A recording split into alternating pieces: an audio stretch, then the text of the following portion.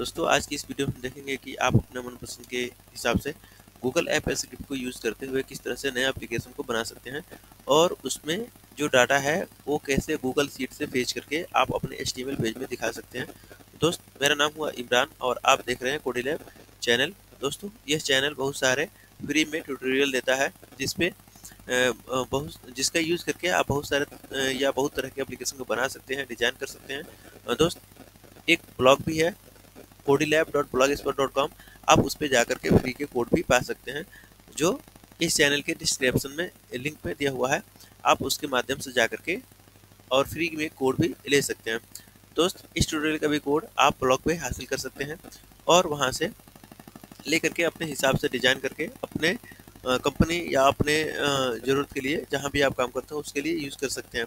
दोस्त यहाँ एक आईडी है, जैसे हम इस आईडी को जैसे फेच करते हैं तो यहाँ प्रोसेस बार जो है ये लोडर यहाँ शो कर रहा है और शो करने के बाद ये एक रिजल्ट सामने आउटपुट हो रहा है।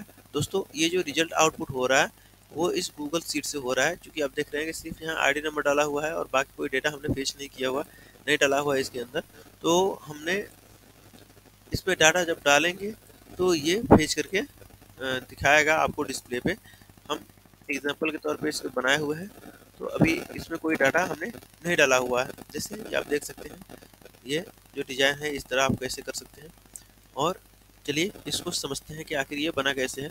दोस्तों ये गूगल शीट है, गूगल शीट के अंदर एक्सटेंशन पे क्लिक करके आप ऐप स्क्रिप्ट पे क्लिक करेंगे तो एक ऐसा पेज खुलेगा। चलिए इसको देखने के लिए हम सबसे पहले इसको हटा देते हैं और हम एक्सटेंशन पे क्लिक करते हैं और ऐप स्क्रिप्ट पे क्लिक करते हैं। दोस्तों इसके अंदर हमने कोड पहले से लिखे हुए हैं, आप चाहें तो इसी कोड को आपको यहीं भी पेस्ट करने हैं, यही आपको डालना होगा। दोस्त ये कोड .cs के फाइल है, ये index.html फाइल है, ये css .html है जो फाइल है। यहाँ पे code.js है, उसके अंदर आप देख रहे हैं यहाँ डोगेट का एक फंक्शन है। डोगेट के अंदर ये जो है पेज इंडेक्स, यानी ये जो index.html है उसको इंडेक्स करने की ये इंडेक्स करने का काम कर रहा है। इसके अंदर आई फ्रेम के लिए भी मोड यहाँ सेट किए गए हैं, आप इसे चाहें तो आई फ्रेम के अंदर भी ये जो यहाँ से लिंक आप लेंगे, यहाँ से जो लिंक लेंगे इसमें बहुत सारे लिंक होंगे, जैसे यहाँ लिंक है, आप इस लिंक को आई फ्रेम के अंदर भी यूज कर सकते हैं। और दूसरा फंक्शन है dt, यहाँ डेट के लिए फॉर्मेट देकर के डेट दिया गया है। और यहाँ इंक्लूड, ये इंडेक्स और css, जो css है उसको इंडेक्स के अंदर इंक्लूड करने के लिए ये फंक्शन इंक्लूड फाइल जो है इंक्लूड वाला फंक्शन यहाँ पे लगाया गया है। उसके बाद यहाँ सब फंक्शन है, सब फंक्शन के अंदर विजिल नाम से ऑब्जेक्ट को लिया गया है और वहाँ ऑब्जेक्ट को जांच करके, यानी जो आईडी दिया जा रहा है उसके जांच करके और यहाँ पे रिजल्ट दिखाया जा रहा है, शो किया जा रहा है।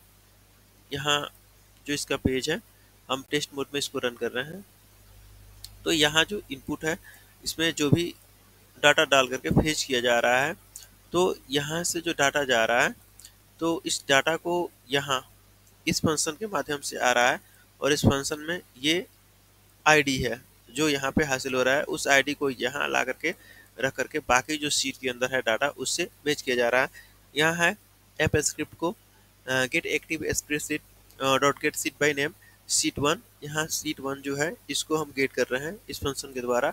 आप इस फंक्शन द्वारा गेट करके इस पूरे डाटा को यहाँ स्टॉक करके उसके बाद से फंक्शन पे फिर काम करके ये HTML, ये जो टेबल है HTML टेबल, उसके उस पे यहाँ डाटा को शो करके और इसको फिर से यहाँ से रिटर्न किया जा रहा है। ये रिटर्न हुआ डाटा इसके अंदर आ रहा है और यहाँ जो है सबसे पहले यहाँ include.css है, ये फाइल को वहाँ इंक्लूड किया गया है और यहाँ कुछ प्लगइन्स आए हुए हैं, CDNs हैं, आप देख सकते हैं यहाँ पे।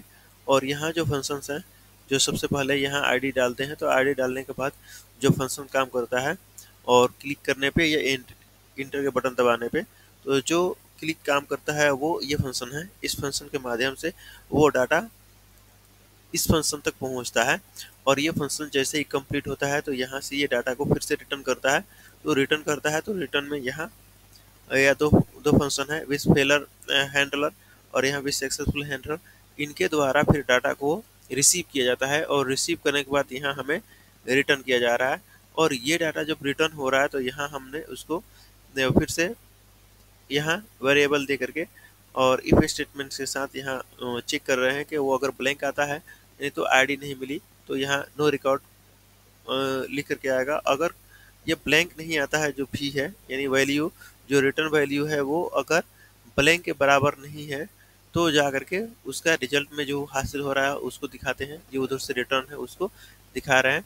यहाँ पे छोटा सा जावास्क्रिप्ट कोड का इस्तेमाल किया गया है जो कि डाटा को भेज रहा है और फिर डाटा को रिटर्न ले रहा है। यहाँ रिजल्ट है जो रिटर्न आ रहा है वो यहाँ पे दिख रहा है। यहाँ कुछ HTML कोड्स हैं, बस इतना ही HTML कोड है और इतना जावास्क्रिप्ट कोड है और बाकी CSS कोड है। यहाँ CSS के लिए यहाँ कोडिंग दिए हुए हैं जिससे उस फॉर्म को डिजाइन किया जा रहा है। HTML जो टेबल है उसको डिजाइन करने के लिए ये CSS का इस्तेमाल किया गया है।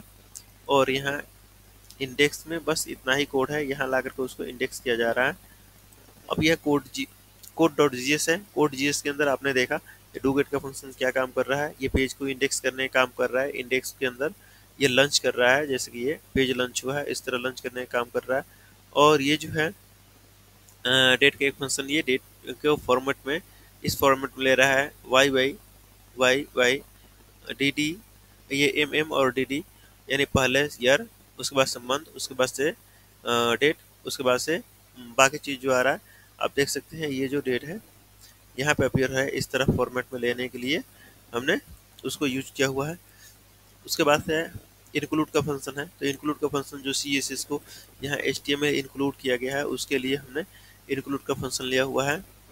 उसके बाद से फंक्शन है सब। ये जो फंक्शन है कब रन करता है तो आप यहाँ आसानी से देख सकते हैं। जैसे HTML के अंदर ये फॉर्म है, ये एक इनपुट फील्ड है जहाँ हम आईडी को डाल रहे हैं। जैसे ये एक इनपुट फील्ड है और ये एक बटन है, जब इसको हम क्लिक कर रहे हैं तो ये डाटा प्रोसीड हो रहा है, यानी ये इनपुट फील्ड है और यहाँ बटन है। जब इसको हम क्लिक करते हैं तो इस डाटा को ये फंक्शन इस फंक्शन को भेजा जाता है, व्यू स्टेटस में भेजा जा रहा है। व्यू स्टेटस ये फंक्शन है, इस फंक्शन को जब क्लिक किया जाता है तो ये जांच कर लेता है कि अगर वैल्यू ब्लैंक है तो वो ब्लैंक के लिए नोटिस देना है और नहीं है तो फिर प्रोसेस जो है प्रोसेस बार उसको दिखाना है, यानी लोडर को शो करना है और शो करने के बाद उस डाटा को भेजना है। इस स्क्रिप्ट ये जो API है गूगल का, गूगल ऐप स्क्रिप्ट का, इस पे भेजना है। और यहाँ जब फंक्शन सक्सेस होता है या फेलर होता है उसका रिस्पॉन्स देना है और पास होता है उसका रिस्पॉन्स, ये दोनों का रिस्पॉन्स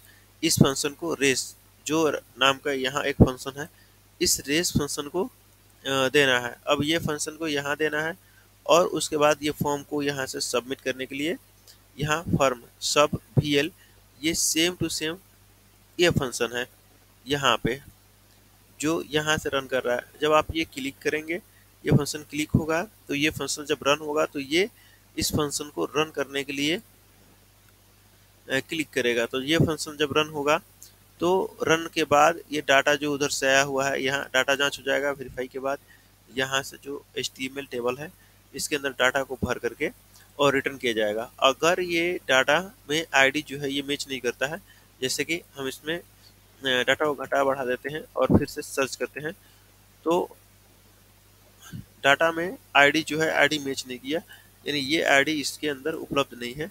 तो इस आईडी को क्या कर रहा है, ये सिर्फ TB ये ब्लैंक लिंक भेज रहा है। तो ब्लैंक जब भेज रहा है तो हम यहाँ फिर से इसके यहाँ फिल्टर कर रहे हैं इफ स्टेटमेंट के साथ।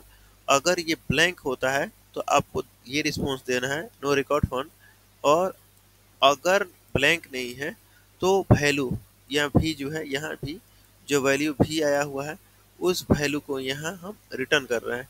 अब यहाँ डॉक्यूमेंट को फिर से ये जो है डॉक्यूमेंट यहाँ जो है एलिमेंट है, एलिमेंट को यहाँ हम आईडी द्वारा भेज करके और उसके अंदर सेट कर रहे हैं ये री, यानी जो रिजल्ट हमें हासिल हो रहा है उसको यहाँ से हम रिटर्न कर रहे हैं। तो यहाँ जाकर के शो अप हो रहा है, यानी अब जब भी हम इसको शो कर रहे हैं तो यहाँ रिजल्ट का वैल्यू शो कर रहा है। अब हम यहाँ डाटा डालकर फिर से सबमिट करेंगे, यहाँ जो रिजल्ट हासिल होगा वो जैसे ये रिजल्ट आया तो ये यहाँ पे आकर के आया और ये फिर हमें वहाँ पे शो किया। दोस्तों, हम उम्मीद करते हैं कि ये जो वीडियो है आपको अच्छा लगा होगा। अगर आपको अच्छा लगा हो तो चैनल को ज़रूर सब्सक्राइब करें, वीडियो को लाइक करें, शेयर करें, दूसरों तक पहुँचाएँ जिससे कि उसको भी मदद मिले और वो अच्छा से अच्छा एप्लीकेशन को क्रिएट कर सके। दोस्तों, वीडियो को देखने के लिए और हमारे चैनल के साथ बने रहने के लिए, आपके सपोर्ट के लिए आपका बहुत बहुत शुक्रिया। धन्यवाद।